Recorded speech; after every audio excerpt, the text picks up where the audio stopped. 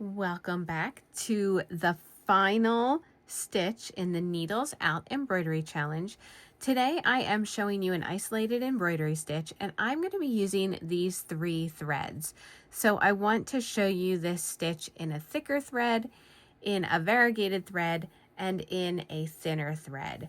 And we're also going to be adding sequins with this stitch. It's just one of the methods for adding sequins that I like, and this is a great stitch to do that with.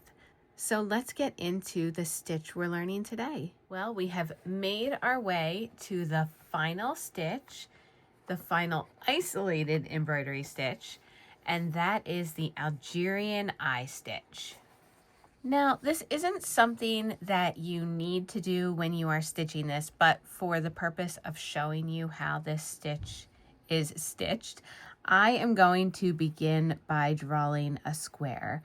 And I'm making this slightly larger than I'm probably going to be making my stitches on the actual botanical fabric that I'm stitching. I am using a size 3 eleganza pearl cotton. And you're just imagining, here's your center area, and you are going to be stitching about 8 straight stitches right here. So we've got 1, 2, 3, 4, 5, 6, 7, 8. And again, you normally don't need to draw these lines unless it helps you. If you're filling in a certain area and you only have a certain amount of space, then by all means draw those lines to help you out. So I'm just going to pick one of the corners. I've knotted my thread at the end, and I'm taking it down into that center spot that I marked. And then I'm going to just circle all the way around, coming up on the outer edge, always going down in the middle in the same spot. You don't want to bring your needle up in the middle, because then there is the chance that you're just going to undo the stitch you just did. So it just makes more sense to go around from the outside to the inside. The square and these lines do help to keep your stitches nice and even. So as you're getting started with this, it is nice to just give you a reference for how your stitches are all going to lay down on your fabric. And so then it is just straight stitches making up the Algerian Eye Stitch.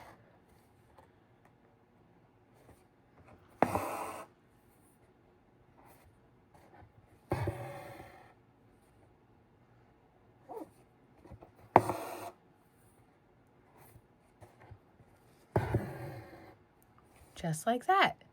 Now, if you have drawn a line or a guideline, and I'm using the Clover, this is the Mark Be Gone, it's a water-soluble pen. One way, and somebody gave me this tip and I absolutely love it, I just have a water pen that you can use for like painting. I used to just use a Q-tip, but this is so much easier. I can keep this on my desk. And I'm just going to dab away the blue marks, and look how easily they are coming off of the fabric. And then this stitch definitely looks much better once you take off the marks that you've made. Just like that. And then you would let that dry and continue stitching as many as you want. On a fabric like this, because there are marks all over the fabric, you could use those marks to your advantage and stitch over them to create this stitch. But now I'm going to show you where I'm going to place this stitch on this fabric. So for this stitch, I am going to be working these stitches on my background area. The part along here that is kind of noticeable, but I want the leaves to stick out more. I have chosen, this is a Sue Spargo Elena. It's a wool thread, and unrolling it and looking really close at it, you can see there's lots of little fibers on this thread, but it also is a thinner thread and the perfect match for this area. You can see it's almost exactly the color of my background fabric. So, or of the background section that I'm going to be stitching. And that's what I want. I want to be able to stitch something here so that you can tell it's stitched. You can tell there's embroidery, but I don't want it to be the focus of this piece. And so that's why I chose a color that almost blends in seamlessly. And we're going to stitch the Algerian eye stitch here. I'm also going to mark this off right now just to, again, show you where I'm going to be stitching it. And in an area like this, I can vary the size of my stitches. There's my little center, and I'm just going to draw. You can just start with an X and go this way to make it easier. There's all of my lines.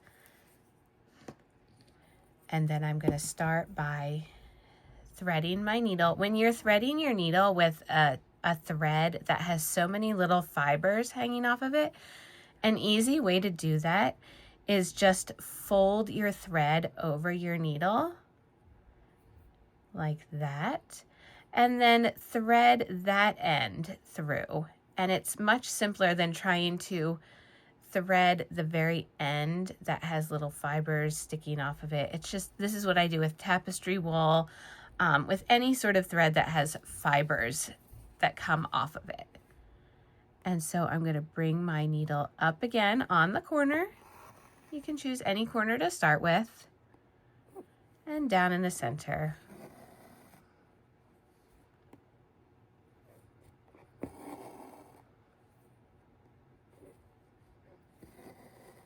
Now, when I erase these marks, you'll be able to see how much better this stitch blends into the background. Right now, it kind of stands out because I have all of my markings for this stitch. But they will disappear soon enough. So this is just a great little isolated stitch that you can tuck here and there. I'm going to add several of these throughout my piece.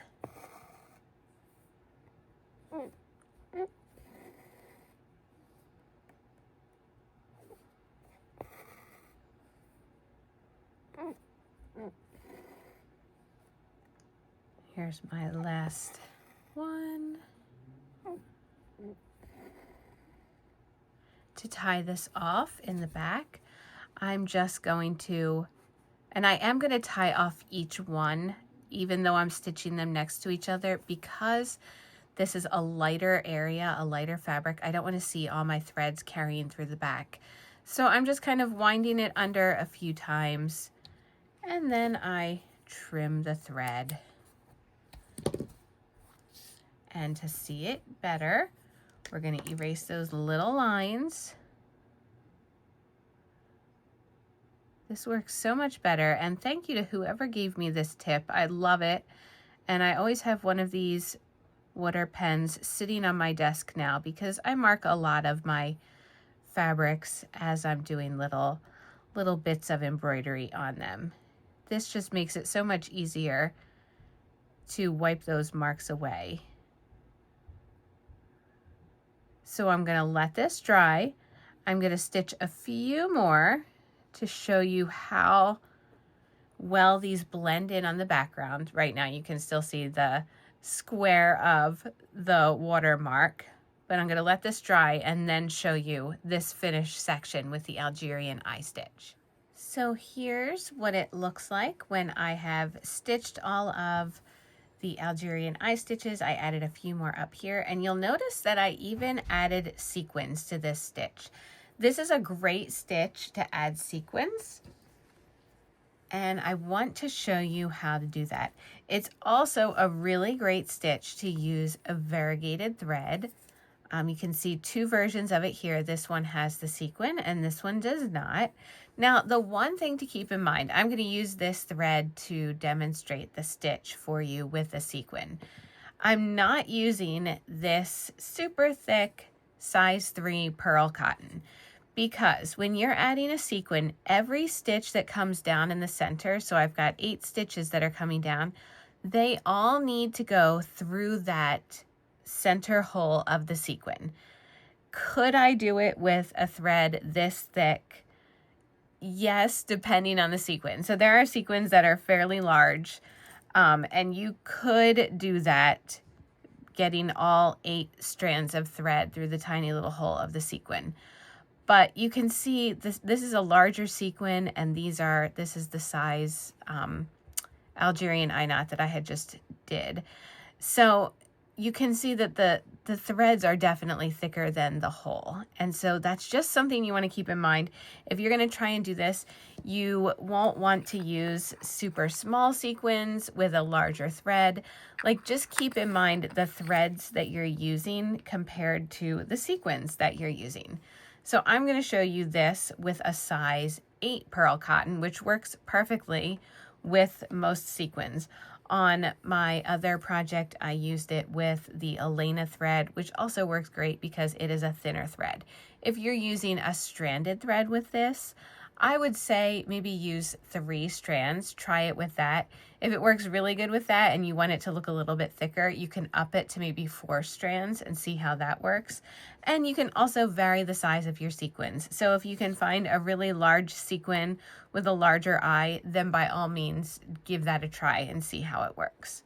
So I'm not marking this. I'm going to show you how to do this stitch while kind of eyeballing your stitches. And I'm going to start from the top. When I am not marking my stitches, this is how I work around. So I'm just guessing about where I want my stitch to be. And then rather than doing the stitch that falls right next to it, I'm going to work over to the left, and I'm doing the stitches that go all the way around it first. And then I fill in my other stitches. So it's kind of going to look like a plus sign the way that I'm stitching this.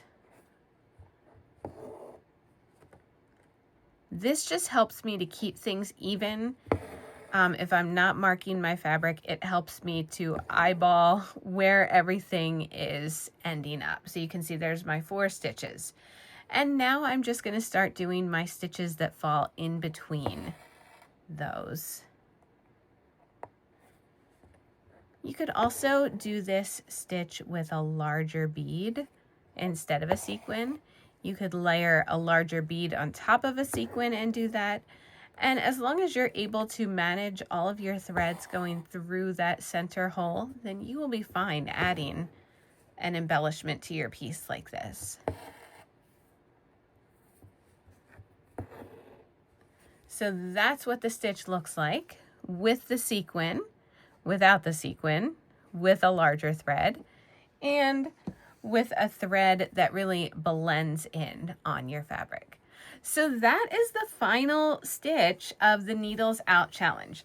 Now you'll notice my hoop does not look as full as your hoops probably look, and that's because I was waiting until the very end of the challenge to really fill in everything on my hoop. So next time, I'm going to be sharing my completed hoop, and I'm going to walk through each of the stitches that I used.